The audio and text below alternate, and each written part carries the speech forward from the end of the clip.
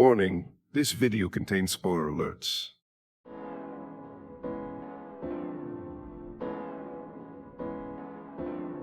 In this series, we'll be looking at every movie in the Godzilla franchise, from 1954 to 2024, and learn about the many monsters who were introduced.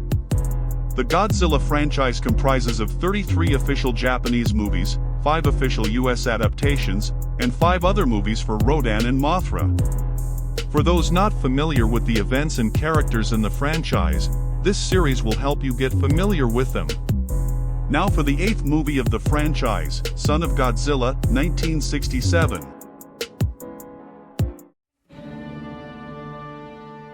It started with a military plane flying through a storm, and they discovered something strange with the radio. One of the soldiers on board said that it was like brainwave readings that was interfering with the frequency. While they tried to figure that out, they saw Godzilla appear before them and they changed course, which caused the interference to stop. They thought that Godzilla was the reason for the interference, but it was something else. The interference was coming from a small island, Solgel Island, and Godzilla was heading there himself. On Solgel Island, an inspection team made a report on current conditions on the island and heard something. But it did not attack them. In a base run by Dr. Kasumi, they were getting things ready for an experiment. 2 of the workers then got interference similar to what the plane got and tried to fix it. The interference stopped before they could track it, but they saw that it came from the southeast just like the plane discovered. The workers at the base ran out when they heard a plane and saw 2 parachutes dropped from it. It was a news reporter, Maki Goro, and his luggage. He was here to get a story and refused to leave until he did. He said that whenever he got a good lead on a story, his stomach growled until he got it. One of the workers proposed to Dr. Kasumi that Goro could do all the chores for them instead of swimming back home. They then heard that sound again and saw it came closer. It was a giant praying mantis, known as Kamakuras. They shot at him and stopped Goro from going after him when he ran away. In the morning, Goro found out that the others were on edge for being left on the island for 3 months because it was hot and spooky. He decided to go into the jungle to pick some wild spinach for lunch. While exploring, he found a woman, Siko, swimming in the water, and she hid when she spotted him. In the evening during dinner, Goro learned that the experiment Dr. Kasumi was working on was to transform the wastelands of the world into fertile land for food, by controlling the weather, to prevent a food shortage when the world becomes overpopulated by the next century. The device used could be used as a weapon in the wrong hands to freeze anywhere. When morning came, it was time for the experiment. Goro decided to head into the jungle to find the girl while the experiment was about to begin. They released a freezing unit into the sky and detonated it at 800 feet into the air. They used towers to spray a chemical into the sky to control the temperature. They began the solar heat stage by sending a radioactive capsule into the sky, but the interference returned and blocked their signal to the capsule. The interference was coming from the center of the island. If they could not get the capsule down in time, a radioactive storm will release and cover the island in intense heat. But it was too late. The radioactive storm kept pouring down hot, heavy rains without stopping and covered the entire island. When it was over 4 days later, most of the towers and base were damaged due to the intense heat of the rainfall. Goro and Kasumi went into the jungle and ran into a giant praying mantis. They noticed that the radioactive storm made him bigger and went to a tower to contact the base. But it was broken. They hid inside as the giant praying mantises came closer to the tower and saw that there were 3 giant praying mantises. The giant praying mantises surrounded a mountain of rock, which was where the interference signal was coming from, and an egg rolled out. Dr. Kasumi held a meeting to discuss repairs needed to get communication working again for those who want to leave and for the others to continue the experiment. But the issue with the radio being broken was a lie to get the others to stay. Outside, they heard something and Garo noticed his shirt was missing from the hanging lines. They noticed something in the tree and Garo stopped the others from shooting her. It was Siko, but she ran away. In the morning, Goro and one of the investigators went to check on the egg and saw the giant praying mantises breaking it open. Siko was also watching from nearby. When the egg was broken, the hatchling rolled out of it and they noticed that it looked like a baby Godzilla. But the giant praying mantises were attacking baby Godzilla.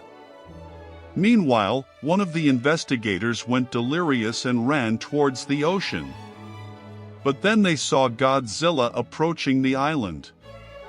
They ran back to the base as Godzilla stepped onto the island. They all hid in a cliff as Godzilla destroyed their base. Godzilla saw the hatchling in trouble and the investigator realized that the interference was caused by the baby calling his father. Godzilla grabbed onto one of the giant praying mantises and slammed him onto his back. The hatchling ran over to Godzilla, making the giant praying mantises angry, and Godzilla used his atomic breath to send a piece of it flying off in flames. Goro and the investigator decided to leave before they got caught in the middle of the fight. The giant praying mantises rolled a rock around and threw it at the hatchling, distracting Godzilla. They launched themselves at Godzilla, surrounding him, and pushed him down. Godzilla got angry and grabbed one of them, smacking him repeatedly into the ground. He used his atomic breath to kill it and scare the last praying mantis. The last praying mantis ran away. Godzilla watched him leave and accidentally knocked his tail against the hatchling's head.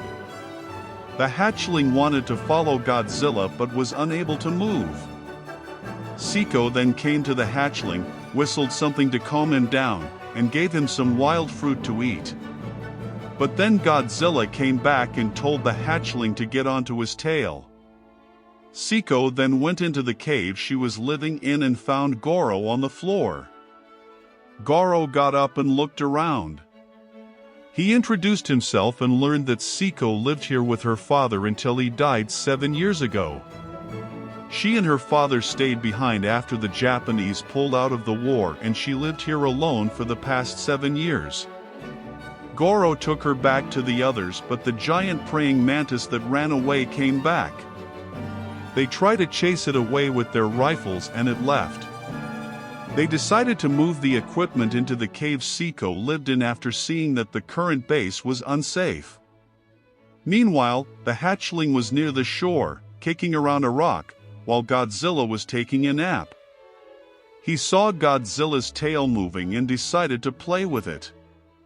But Godzilla did not bother stopping him and was more focused on resting. The hatchling then got bored and left. Goro and Siko were having fun, racing each other on the beach, and he agreed to take her to Tokyo. They then saw the hatchling and Goro mistook him for Godzilla. But Siko told him that she already befriended the hatchling. She called him over and gave him some of the fruit to eat. Godzilla then came looking for the hatchling and tried to get him to leave. But the hatchling did not want to leave and fell to the ground, throwing a tantrum. Godzilla then decided to pull his tail to drag him back while he still threw a tantrum. Back at the cave, they find out that the others have a high fever and tried to care for all of them. They had a tropical disease and all the medicine had finished. Siko then told them that they needed to get the red boiling water to make the others feel better, but they had to get past Godzilla and a giant spider to get to it. Thankfully, the giant spider was asleep, but they needed heat to cut through the webs. Goro and Siko tried to pass by the sleeping spider quietly, but a few rocks kept falling down. But the spider did not wake. When they arrived at the shore, they saw Godzilla and baby Godzilla having a conversation. They watched Godzilla train baby Godzilla, and Goro said that he felt sorry for the hatchling. He said that Godzilla was one of those parents who would not let their kids go out to play, and Seiko did not find that very nice. Godzilla then showed baby Godzilla his atomic breath, but this terrified him. He decided to try it and made a ring of atomic breath instead. Godzilla told him to try again and helped him out by stepping on his tail. He released a steady blast of atomic breath and Godzilla was proud. Godzilla then went back to sleep and baby Godzilla went to practice some more. He then went to sleep beside Godzilla. Goro and Seiko waited for them to fall asleep and went over to collect the water. After that, they returned to the cave and gave everyone some of the water. They report that baby Godzilla could also use atomic breath just like Godzilla. One of them became delirious again but calmed down. Dr. Kasumi then decided to give up on the experiment and focus on fixing the radio to contact home. Seiko went out to pick some herbs from the jungle but ran into the giant praying mantis. It attacked her and she called for baby Godzilla to save her. Baby Godzilla saw them and blew rings of atomic breath at the giant praying mantis. But it hit him on his shoulder and caused him to fall. He slipped when he tried to get up and sent some loose rocks down into the valley where the giant spider was sleeping. But the loose rocks woke up the giant spider. Goro went to look for Seiko and found the giant praying mantis and baby Godzilla fighting. He spotted her and tried to run for it, while baby Godzilla tried to use his atomic breath.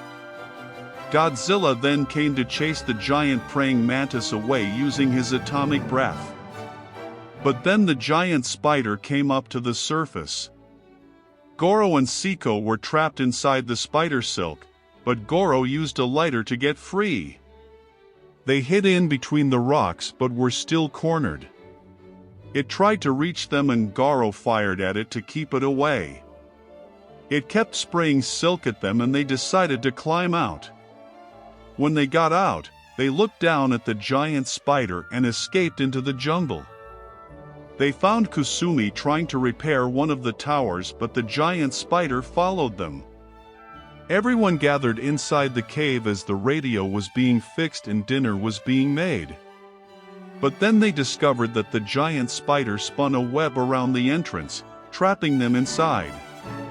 It almost grabbed one of them away but the others were able to free him in time. When it left, they knew it would still be waiting outside. The radio was then fixed but they needed an outside antenna to contact a boat. Seiko showed them a tunnel inside the cave that led to the coast and took Goro with her to set it up. Baby Godzilla then saw them and wanted to play, not wanting to leave them alone to set up the antenna. They then left and baby Godzilla left too. He then crossed paths with the giant spider who started to spray him with silk. They were right over the cave and the movement from above was causing pieces to collapse. They hid in a corner sheltered from falling debris and decided to try the experiment again to freeze the monsters. Contact was made to a ship that had already been dispatched to investigate what happened to them. The giant spider and baby Godzilla were still fighting, but baby Godzilla got trapped inside the silk. The others went over to the base to get the freezing unit ready while Goro and Seiko got the escape boat ready. Baby Godzilla used his atomic breath to free his head, but the giant praying mantis also got caught when it came to see what was going on. The giant spider tried to seal it inside of a cocoon. However, Godzilla was still asleep while all of this was happening. They released the freezing unit but the explosion woke Godzilla. The tower sprayed the chemical into the air and Godzilla went over to help baby Godzilla. They then released the radioactive capsule but the interference came back. But then it stopped and they thought that Godzilla died to one of the monsters. Godzilla threw a rock at the giant spider, causing it to fall on its back, and he tried to free baby Godzilla. The giant spider tried to trap Godzilla in the silk too, but Godzilla chased it off with his atomic breath. Godzilla then got distracted and was trapped in the silk. Kusumi detonated the capsule at 1,000 feet and the temperature was decreasing rapidly. Baby Godzilla tried to help Godzilla and kept the giant spider away with his atomic breath. Godzilla then used his atomic breath as well to keep it away. Kusumi and the others decided to leave the island while the monsters were distracted. Godzilla kicked the spider over onto its back, but it shot a stinger into his head. Kusumi and the others looked on from the boat at the snow they created. Godzilla was still fighting the giant spider and had a bit of help from baby Godzilla. He held baby Godzilla close to protect him from the giant spider and the blizzard that was surrounding them. They both used their atomic breath to set the giant spider on fire and try to leave. But it was getting too cold for baby Godzilla to move. Godzilla held baby Godzilla close to him to help keep him warm as they were being covered by snow. Goro said that Godzilla and his son would survive and just hibernate until all the snow was gone. Then a submarine appeared to take them home. Solgel Island was now home to Godzilla and his son. Now, I don't care what people think. I personally find that Minilla is actually cute. Not as cute as Godzilla Jr. in the Heisei era, but cute. This is where it started, where Godzilla becomes a father figure in the franchise. Some fans were confused on why Toho gave Godzilla a son. But everyone should know by now that the Showa era is famous for its various gags like Dropkick Godzilla and Flying Godzilla, even though this is supposed to be a horror franchise.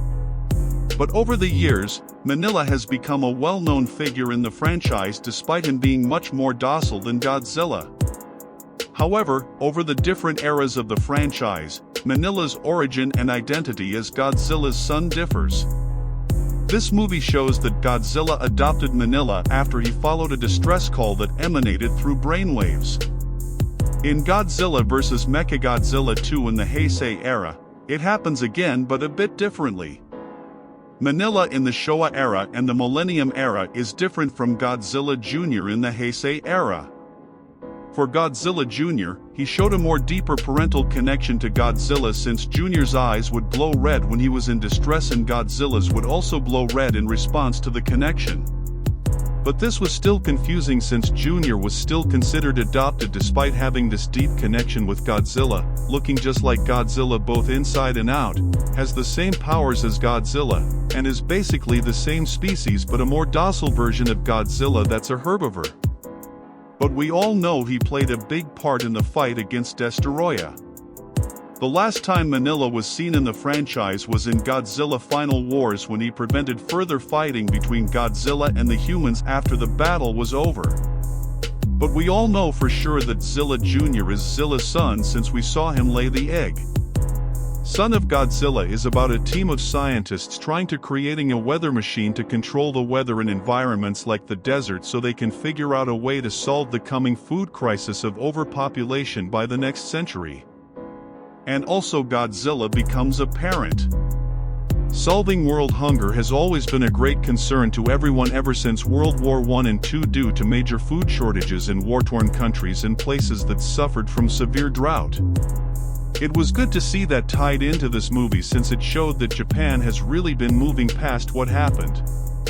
But the story would be a bit weird for first-time viewers who aren't familiar with the Showa era's constant gags. This aspect of the story introduces Minilla, the son of Godzilla, Kamakuras, a giant praying mantis kaiju, Komanga, a giant spider kaiju, and Solgel Island. In the next movie, we'll be introduced to the Kilak, another alien species who came to take over the Earth, and reintroduces Anguirus, Manda, Gorosaurus, Baragon, and Varan. Be sure to like and subscribe for more. Until next time.